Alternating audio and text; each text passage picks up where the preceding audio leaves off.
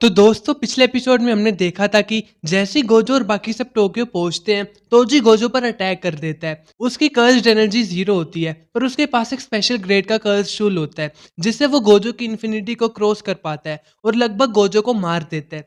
फिर वो रिको को भी मार देता है। अब आगे फिर गेटो अपने कर्स्ड स्पिरिट से उस पर हमला कर देता है जिसका नाम होता है रेनबो ड्रैगन। पर तोजी को उससे कुछ नहीं होता और वो कहता है यहाँ पर तुम गार्ड्स नहीं रख सकते क्योंकि यहाँ पर सीक्रेट बैरियर्स हैं। इस वक्त सोर्सरर्स बिजी होंगे और जुजुत्सु हाई में फ्लाई हेड्स घूम रहे हैं तो बाहर बिल्कुल केओस फैला हुआ है। और क्योंकि मेरे पास जीरो कर्स्ड एनर्जी है तो मैं एक इनविजिबल मैन हूँ। मतलब दोस्तों कर्स्ड एनर्जी की वजह से कोई उसकी प्रेजेंस का पता नहीं लगा सकता।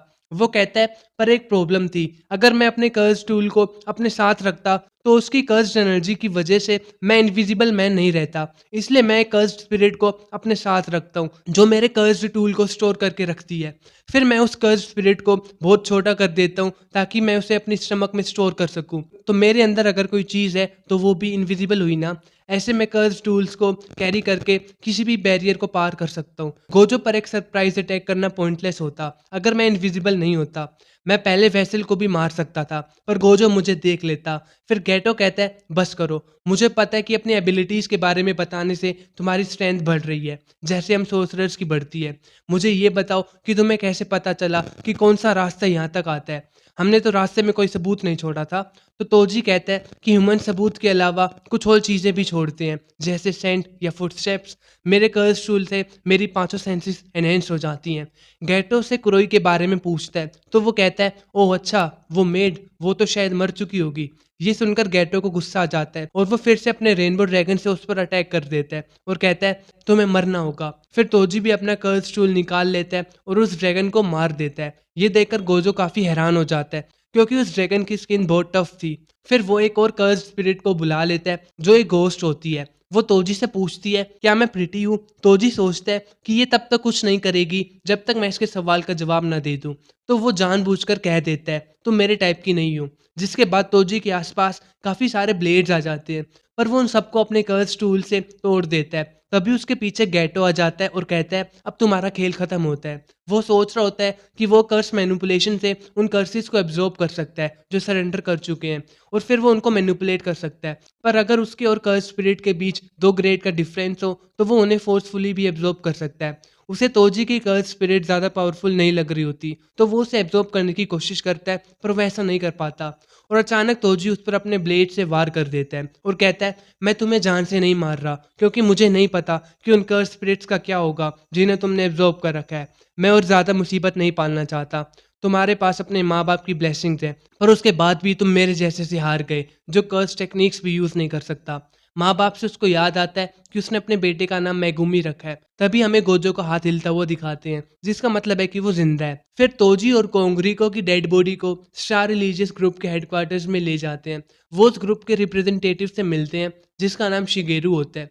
वो डेड बॉडी देखकर खुश हो जाता है और कहता है तुम्हें तुम्हारे पैसे मिल जाएंगे और वो भी बोनस के साथ। तोजी उसे स्टार रिलीजियस ग्रुप का फाउंडर समझ रहा होता है और कहता है आप बहुत काइंड हो। तो कोंग उसके कान में कहता है ये फाउंडर नहीं है। फिर वो शिगेरू से कहता है मुझे लगा कि आप कंप्लेन करेंगे। तो शिगेरू कहता है हमने तुम्हें असैसिनेशन के लिए हायर किया था ये सोचकर कि तुम फेल होगे। हम सिर्फ एक एब्सोल्यूट गॉड को ही पूजना चाहते हैं। एसिमुलेशन से वो इम्प्योर हो जाते। अगर हम एसिमुलेशन को होने देते तो हमारी एसोसिएशन टूट जाती और अगर हम एसिमुलेशन को रोक देते तो जुजुत्सु सोर्सरर्स हमें मार देते। हम सोच रहे थे कि हम सब कुछ हार जाएंगे पर अब देखो हम सब कुछ जीत चुके हैं। कोंग कहता है अगर तेंजिन सामा अपना कंट्रोल खोते हैं तो ह्यूमन सिविलाइजेशन खत्म हो जाएगी। इस पर शिगेरू कहता है तो इसमें क्या गलत है। तो तोजी कोंग को इशारे से कहता है ये पागल है। फिर वो वहां से जाने लगते हैं। तोजी कोंग से कहता है मैंने तुमसे उस मेड को ओकिनावा में ही मारने के लिए कहा था, तुमने ऐसा क्यों नहीं किया। तो इस पर कोंग कहता है मैंने उनको उस मेड का रेस्क्यू करने दिया ताकि वो रिलैक्स हो जाएं। तोजी कहता है पर तुमने ओकिनावा ही क्यों चुना। तो कोंग कहता है प्रेसिडेंट के पास खुद का एक प्राइवेट जेट है, अगर हम किडनैपिंग के लिए पब्लिक ट्रांसपोर्ट का यूज़ करते तो उसमें काफ़ी रिस्क होता। फिर तोजी कहता है चलो हम इन पैसों से एक अच्छे से रेस्टोरेंट में खाना खाते हैं। तो कोंग उसे साफ मना कर देता है और कहता है अब मैं तुमसे सिर्फ काम के वक्त ही मिलूंगा या फिर सीधा नर्क में। फिर कोंग वहां से चला जाता है। तभी अचानक तोजी को रास्ते में गोजो दिखता है। उसे जिंदा देखकर तोजी हैरान हो जाता है और कहता है रिवर्स कर्स टेक्निक तो इस पर गोजो कहता है, बिल्कुल ठीक, तुमने सही गेस किया। जब तुमने मेरे गले पर वार किया था, तब मैंने काउंटर अटैक करने के बजाय अपना सारा फोकस रिवर्स कर्स टेक्निक पर लगा दिया था। गोजो अपनी मौत के मुंह में था और उस वक्त वो रिवर्स कर्स टेक्निक यूज करना सीख गया था। तो वो काफी खुश होता है क्योंकि जब शोको से समझाती थी तो उसे कुछ भी समझ में नहीं आता था। वो तोजी से कहता है, तुम सिर्फ इसलिए हारने वाले हो क्योंकि तुमने मेरा सर धड़ से अलग नहीं किया था। तोजी कहता है, मैं हारने वाला हूँ पर अभी तो लड़ाई शुरू नहीं हुई। तो गोजो कहता है, ओह ऐसा क्या।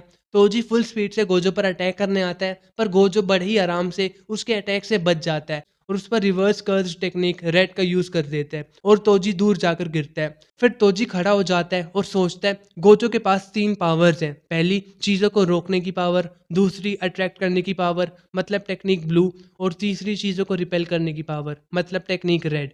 मैं इन तीनों को हैंडल कर सकता हूँ। उसको गोजो में कुछ अजीब सा लग रहा होता है पर फिर भी वो उस पर दोबारा अटैक करता है और गोजो बड़े ही आराम से उसके अटैक से बच जाता है। वो रिको से सॉरी कह रहा होता है क्योंकि वो उसको नहीं बचा पाया और सोचता है, मुझे किसी से कोई भी शिकायत नहीं है, मुझे बस आज ये दुनिया काफी सुंदर लग रही है और इस दुनिया में मैं सबसे महान हूँ। फिर वो सोचता है कि तोजी जरूर जेनिन क्लैन से होगा जो उसे उसकी सभी टेक्निक्स के बारे में पता है, पर एक ऐसी भी टेक्निक है जिसे गोजो क्लैन में भी बहुत कम लोग ही जानते हैं। ये टेक्निक रेड और ब्लू दोनों से मिलकर बनती है, टेक्निक पर्पल। और फिर वो इस टेक्निक को तोजी पर यूज कर देता है। तोजी सोचने लगता है कि वो फ्री में कोई भी काम नहीं करता। ये कहकर वो गोजो के साथ लड़ाई टाल सकता था पर उसके सामने अवेकन लिमिटलेस टेक्निक यूजर था। वो शायद मॉडर्न एज का सबसे पावरफुल जुजुत्सु सोर्सरर है और वो उसे घुटनों पर लाना चाहता था। वो जुजुत्सु वर्ल्ड के पिनेकल को और जेनन क्लैन को जिसने उसे रिजेक्ट कर दिया था उन्हें नीचा दिखाना चाहता था। यही मोमेंट था जहां वो हार गया। उसे लगा कि गोजो दूसरों की इज्जत नहीं करता। फिर गोजो उसके पास आता है और उससे उसके लास्ट वर्ड्स बोलने के लिए कहता है। तो तोजी कहता है कि आज से 2-3 साल बाद मेरे बेटे को जेनिन क्लैन को बेच दिया जाएगा, तुम्हें जो करना है वो करो। फिर हम गैटो को देखते हैं, वो भी स्टार रिलीजियस ग्रुप हेडक्वार्टर्स जा रहा होता है और वहां एंटर करते ही उसे गोजो रिको की डेड बॉडी के साथ दिखता है और उस स्टार रिलीजियस ग्रुप के लोग गोजो को देखकर तालियां बजा रहे होते हैं।